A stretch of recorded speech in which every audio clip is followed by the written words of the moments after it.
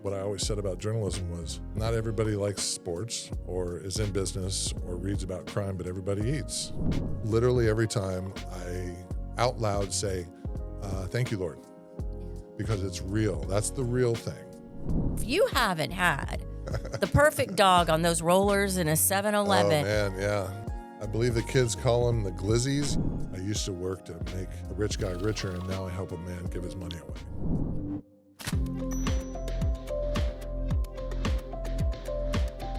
Welcome back. We missed you last week. I hope you enjoyed the podcast that was on. We worked very hard at this, and there's so many fascinating people in Tampa Bay. We've had Ray Roa on, who's iconic, if you will, in his own way. Creative Loafing, now the owner of Creative Loafing with a number of friends, which I think is the coolest thing.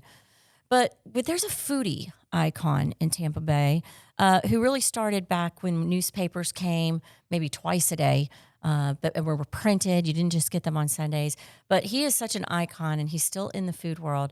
Jeff Houck. Houck. I can't do it. It's okay. Houck. I am going to call you Shannon, if that's okay. Is that right? Yes. This is I the love French pronunciation. I do that with my brain. It's a terrible thing. It's okay. Terrible. The permutations of my last name have been so mangled that it's just I expect it, so no worries. Yeah, my maiden name is Stewart. As long as you name Jeff, as long as you nail that, that's okay. Jeff is I can nail Jeff. Okay. Well, no, I can't. So, you have been a journalist for how many years?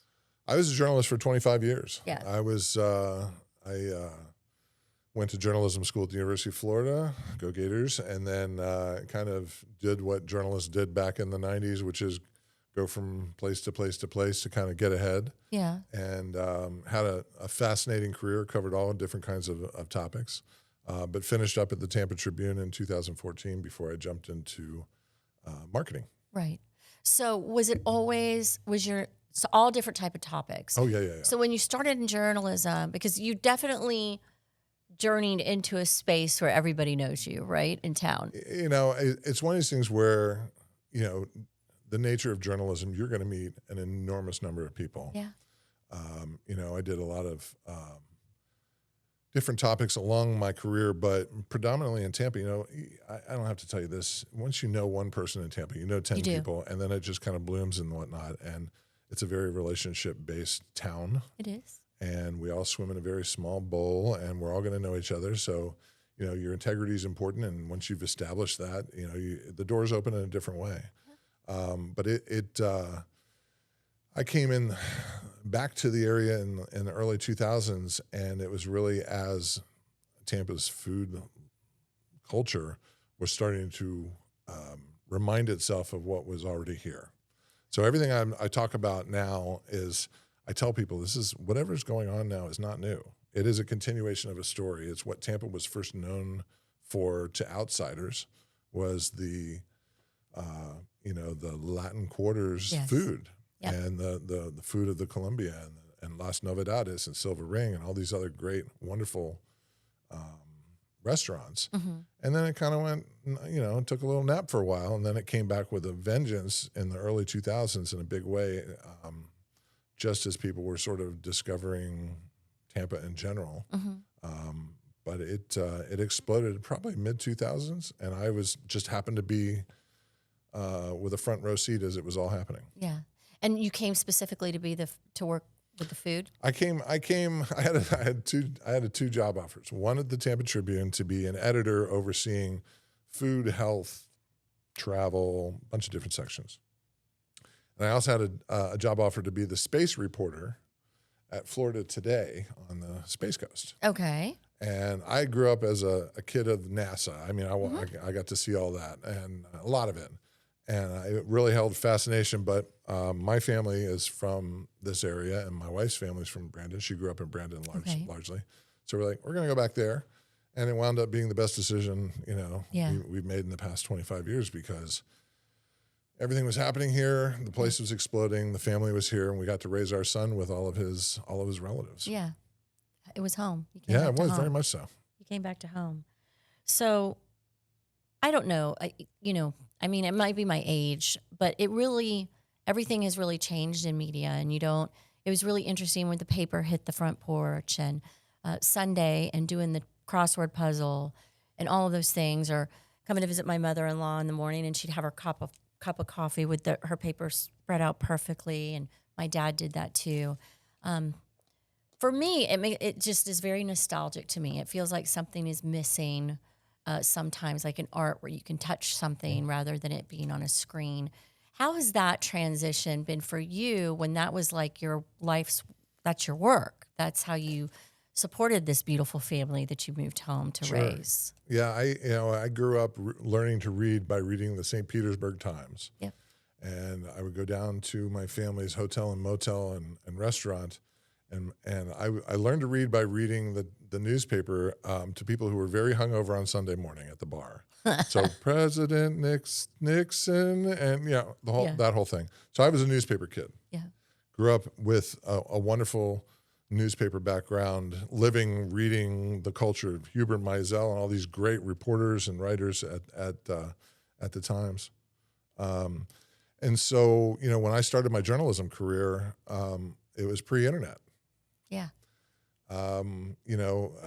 One of my first jobs, I walked in and they had typewriters next to consoles that weren't like laptops. These were like CPUs that you literally had to take the back of them off and shake out the dust.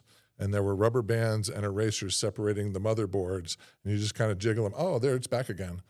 And so I feel like I'm like the pioneer in the Conestoga wagon in a lot of ways. But I worked in a couple different newspaper wars, one in Anchorage, Alaska, and then one here in St. Pete and Tampa. And so I am pre-internet. I remember all of the ways that we had to research things without electronic aids. You couldn't just Google it or Couldn't just now Google AI. it. No. You had to go find it. And I worked my way. I was an early adopter of the web. I remember searching the web on Usenet without any browser. I mean, that's how bad it was. But anyway, it was the same purpose. You were still giving facts. You were still advocating for consumers. You were still looking out for the public. It just used different technologies. Right. So when like the internet showed up, I was all in. And then I was the first, I don't always brag about this, first person on Twitter at the Tampa Tribune. Okay. I had my own podcast at the Tampa Tribune. I did 160 episodes before people listened to podcasts. I did that. But it was all about how can we tell stories in different ways. Yeah. And so I have great nostalgia for it. It's funny, the other day, I was at Boulon Bakery. I've mispronounced that a million times, on Water Street, having a meeting. And I'm waiting for my coffee, and I look down, and there's a rack of newspapers. There's like 3 racks of newspapers, and there's all different kinds of newspapers from all over the country, and some of them were from Europe, and they were unopened. And I thought, that's unfortunate, but I get it. Yeah.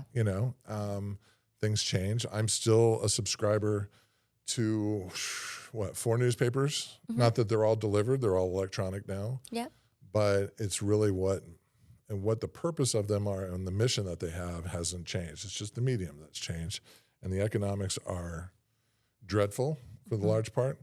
But if you notice, the things you can get really nostalgic about that are still here, the community papers are still doing fine.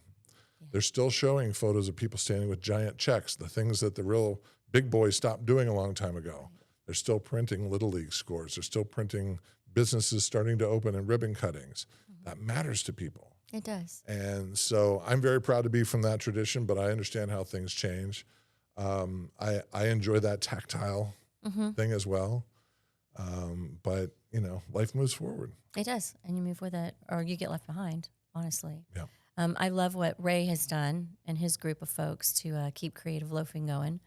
That was kind of a cool thing. He is,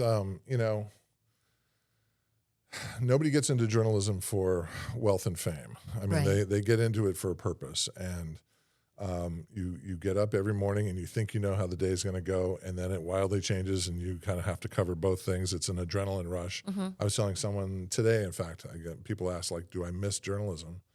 And I'm like, it's the same adrenaline. It's just 2 different things, Again, you start the news day with, well, we have this 6 stories, but we're thinking this might also happen. Right. And you're ready. And then you kind of react to it. Restaurants we have a menu Yeah. and we know the thing we're going to order, but then there might be somebody with an allergy. There might be somebody with a food preference. I think there's a 12 top coming in, but I don't know. They called, that kind of thing. Yeah. So you're running and gunning with the same adrenaline and a different kind of public service, but still service, and especially it's working service. for the 1905 family restaurants. I was going to say. It's like a public trust. It really is, you know, and you want to represent the 121 years of history in a way that, there's something about working for a company that's that old that you realize you are a spoke. You are not the wheel. You are a spoke. You don't want to be the spoke that gets rusty and breaks. You want to carry on that tradition and build on it. Yeah, a lot of pressure. So it's a fascinating way to go through life, and it's food, which is a pretty sweet way to go through life. So going back to you were raised over at the beach on the coast? So yeah, I moved to, my great grandfather built a hotel and motel in Paso Grill. It's still there, and he built that in the late 40s. And my grandmother ran that for the better part of 25 years, and then our other relatives came down from Baltimore and kind of built that. The Hurricane Restaurant. I was the first busboy. Those are my cousins Bruno and Rick. I learned to swim in that pool. But I grew up with my Aunt Betty and her restaurant, the Keystone Lounge and Keystone Restaurant, where I know what the smell of a dishwasher is after brunch. I grew up with that.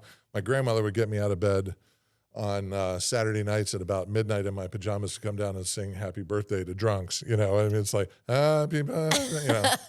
I love that life. It's a fascinating life, but it's in my veins. Yes. My great grandfather was a butcher. He had his own grocery. He did any number of things. He had just was an amazing Italian stonemason who came over in 1905, significant year.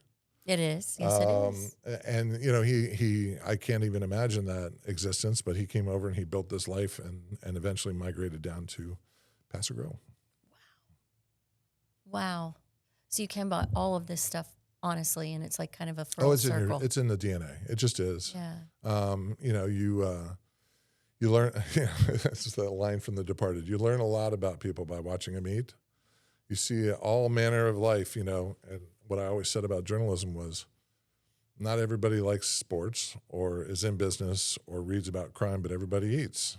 Everybody. And there is any number of avenues for writing stories about that in storytelling. Most people eat 3 times a day. When they don't, that's a story too. And I don't have to tell you that. Yep. So I tried to cover all of that and follow it through the chain and how people live their life through food. And, we saw it every day in the restaurant and in the bar. People look to food as any number of different things that represent safety or comfort or joy or celebration, sadness sometimes. Yeah. It's one thing as human beings we can all relate to, right? So all those memories that are created either around the table or up against the bar or on a picnic table. It's a sacred trust to expect someone to come to your establishment and to spend money on that specific thing, and even more importantly, they would spend time they can't make back. Right. You can make more money. You can work harder and make a couple jobs. To spend that time, it's a sacred trust. They're going to take their product into their bodies. Right. And your job is to fulfill that emotionally and nutritionally, and to make them feel warm and invited. Yeah. So passion for food started young. Yeah. I was a big eater as a kid. But I saw how, the basis of my family was hospitality. Yeah. And it's your world. My grandmother, like I said, ran the Keystone Motel for 25 years. I've folded hotel towels. I've made beds. I know what that life is like. When a guest calls at 1 a.m. saying something's wrong in my room. Yeah. But also, the other side of it was the hospitality in the bar and the restaurant, and people. Where people are happy and enjoying. What's that? They're in there. They're having food, drinks. They're enjoying in that restaurant and bar. It's and I say this a lot, but it's true to me, which is food is the new souvenir. Like anybody can buy a Hard Rock T-shirt from anywhere in the world online, but only you had that dish at that place at that time, and I think that's significant. I think it's a thing that hooks people emotionally. That's really what you're aiming for, is some sort of emotional reaction. If it's just food, it's just fuel. Right. Who cares? I remember I'm sad for people who think that way. I interviewed at the Tribune, and the Tribune's centerpiece was a Wednesday that day, and it was on carrot soup.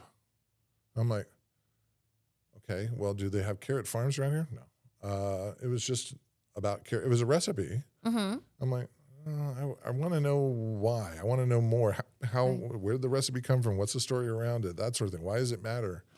And so I always tried to write about stories that had some hook into someone's, life history or something economically, whatever it was, Right. something that had more than just the actual food item itself. Right. That's one-dimensional to me. Right. It's interesting because we talk about, we mentioned how culinary is an art, and you do things. You have your day job, which we'll get into, but you do so many other things creatively and with the things that you love, like gas stations. Which I do gas stations. Is that what you're saying? yes, No, you write up on gas station food Sometimes. and yes, because I have my bonus son, I will call him. That's like his favorite. He's like, if you haven't had the perfect dog on those rollers in a 7-Eleven. Oh man, yeah.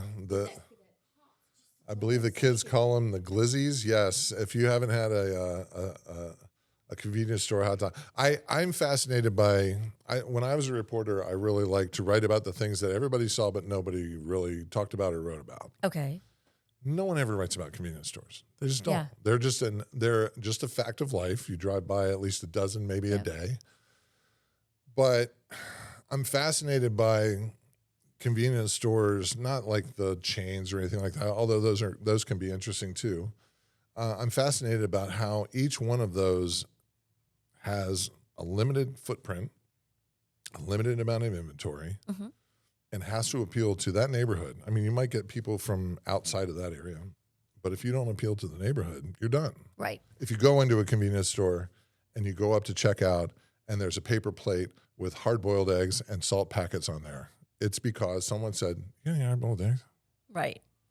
and they sold one time, so they might sell again. Mm-hmm. They're skating through on razor-thin margins. They're hoping that the beer case sells as well as it does, but if I went to a convenience store out on Clearwater Beach, and they had sriracha baby bottles with like corn syrup, and then they were right next to a 2-foot-long gummy alligator, which was right next to an entire section of charcuterie, which was right. I mean, it just Yeah. And I love contradictions and juxtapositions. Mm-hmm. If you go in and one aisle will have like Meow Mix, and then a bottle of bleach, and then an Our Lady of Guadalupe candle, and yes. and then some sort of do-rag, and then just all that Yeah. kind of stuff. I love that because that's just people. It's only appealing to people that are in that neighborhood, and if they put something on the shelf and it doesn't sell, then it goes. They have to swap it out, whatever Right. that is. Are you friendly with Michael Paluska? Yeah. Okay, so we are out more in like a Hispanic community, and it's a convenience store that has Mexican food. Mhm. And he's like, "Let's go." And I go, What do you mean? Like, he's like, "It's not scary. Come on, let's go. It's probably Not going at to be all. the best Mexican food you ever had." Probably. Let me tell you something. Those little tacos were so dang good, and the people were so nice.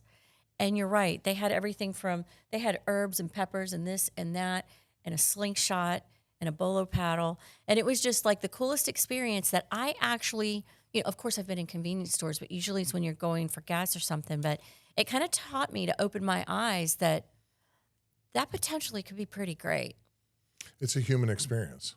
And, food in this country can be an on-ramp to a better life. I don't care if you're the guys who started Hooters. I don't care if it's somebody with, a shed by the side of the road. It is an entry point frequently for people who don't speak the language. They're piggybacking whatever their food culture is and bringing it with them and then Right. sharing it and hoping there's an audience for it. You're about 3 minutes away from a convenience store that's up by the port Yeah. that has it's almost like The Lion, the Witch, and the Wardrobe. You go through these narrow little aisles, and then it opens up into a taqueria.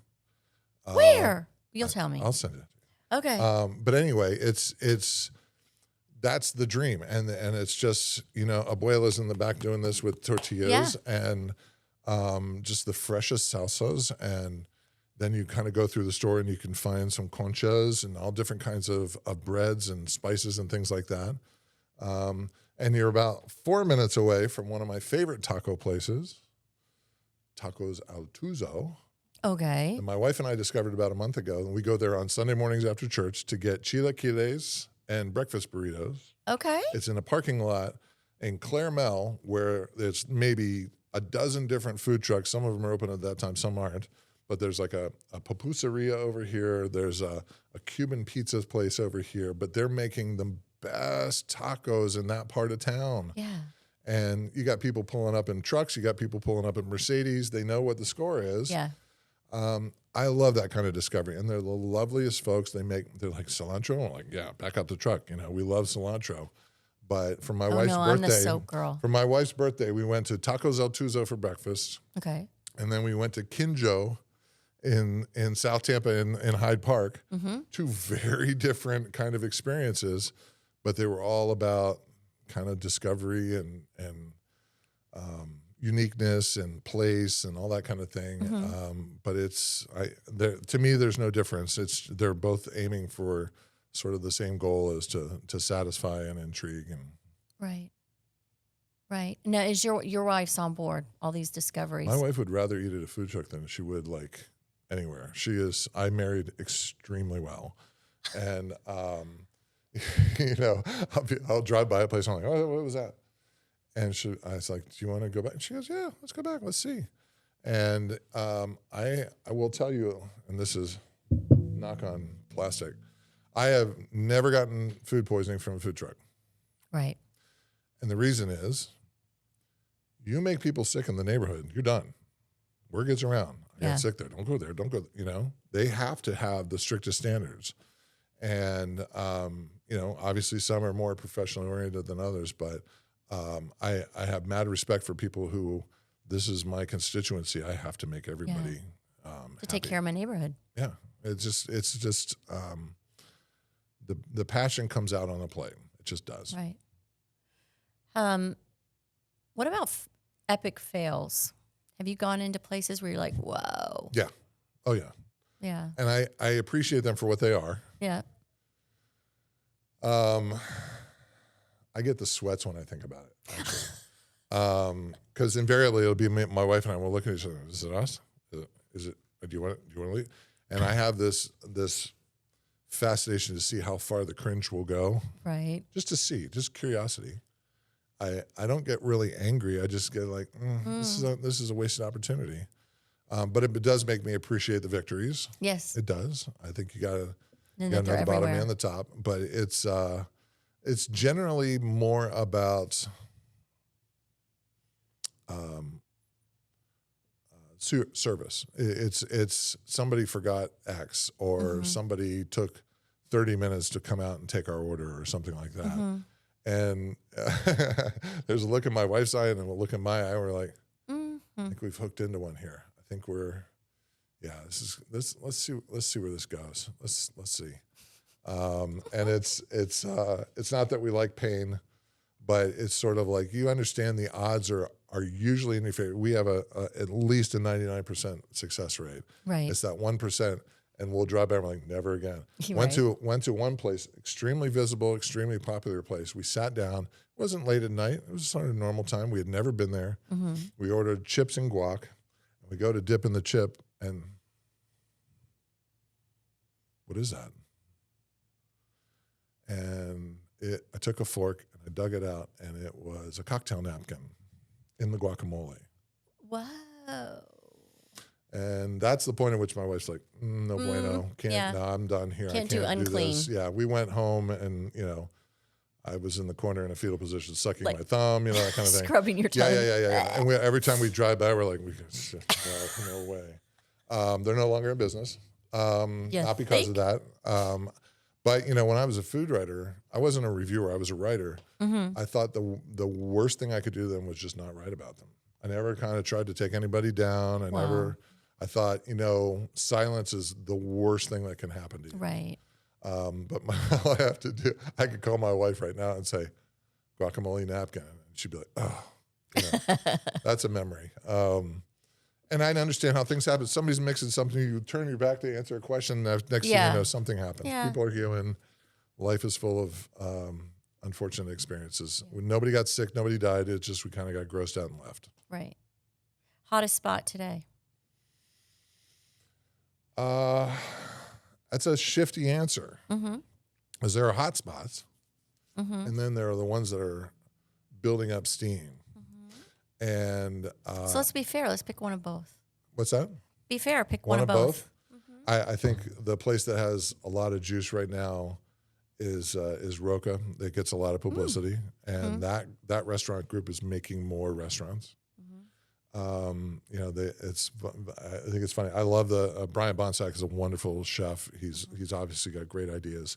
They do table side mozzarella, where they make it table side, and it's wonderful. If you've never had that, that is a joy forever. But I'm like, table side, we've been doing that for 5 generations. Anyway, it's funny to see the cycles about how everything old is new again, and you find new ways to bring it modern, and they do a fantastic job there. But I think the other answer is, I think Cass Street. If you go from the Glazer JCC all the way to Ybor City, you will find an incredible range of restaurants. Something like Mighty Fine Burgers is in one spot. And then you go a little farther, at the end of that, you'll get to Somi, which has the best eggs in town, I think. And Greek food. But there's pizza, there's convenience stores, there's all different kinds of bars, restaurants, and whatnot. I think Cass Street is incredibly important because it's a great east-west cut-through thoroughfare for people. I'm a big fan of what that street is becoming. I think it's going to be very important. And there's still more happening over, obviously, in Encore and Gasworks and things like that. So that's only going to happen. I know there's another market that's coming right where Nebraska and Cass is, like a boutique market. A friend of mine is going to open. And so it's only going to keep building and building and building. And I like it because it's right in the sort of sweet spot of downtown. So life now, how long have you been with the Columbia folks? I joined in September of 2015, and I don't know where 10 years went. I mean, it's been that long. It's been 10 and a half years, and I can't believe it. It has been a blink. I joke about it, but it's true. There's regular years and then there's Gonsmart years. Yes. So I can give you that 10 years, and I can tell you all the things that we worked on in terms of projects that I've been blessed to be a team member on. I'm like I said, I've never worked for a company that's been beloved before. So that's a different mission. And I used to work to make a rich guy richer, and now I help a man give his money away. That's my job, is to bring as many people so he and his family can donate to as many charities as possible. Right. I'm now working, we just finished it this week, we do Community Harvest, which is every September, for the entire month of September, every bill at all of our restaurants, 5% of that is donated to nonprofits, and they're regionally designated, by St. Augustine or Celebration or Sarasota, obviously Tampa. And the guests get to pick which nonprofits on a ballot. And people just finished applying this week, in fact, for that ballot. We cut it off on April 15th. And it's an amazing thing to be part of something that gives away $400,000 to $450,000 a year.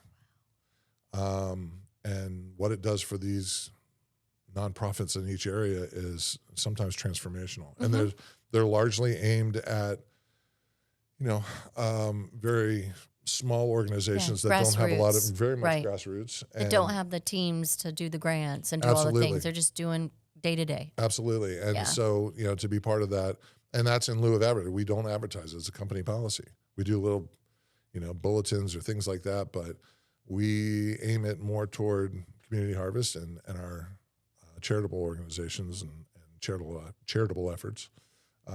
But that's not a normal thing that businesses do. So to be part of that, I'm extremely honored to be. How much longer do you have working there? It's what Until- time is it? You never know. No, and I don't say that facetiously. Nobody knows anything. So That's every day true. you go, I get out of bed with a different purpose every day. I used to get out of bed as like, what story is my day today? Working on this piece, a weekender, blah, blah, blah. And now it's like, I don't know if I'm going to walk into Richard meeting with Moffitt Cancer Center. Yeah. The doctors from the University of Florida Cancer from Shands came in. Small Animal Hospital from UF. I walked in the other day. He goes, waves me into the conference room. And Richard is helping fund research that is looking for a cure for a specific type of sarcoma.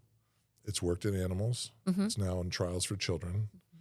And it has already proven effective in helping children keep their limbs if they have cancer.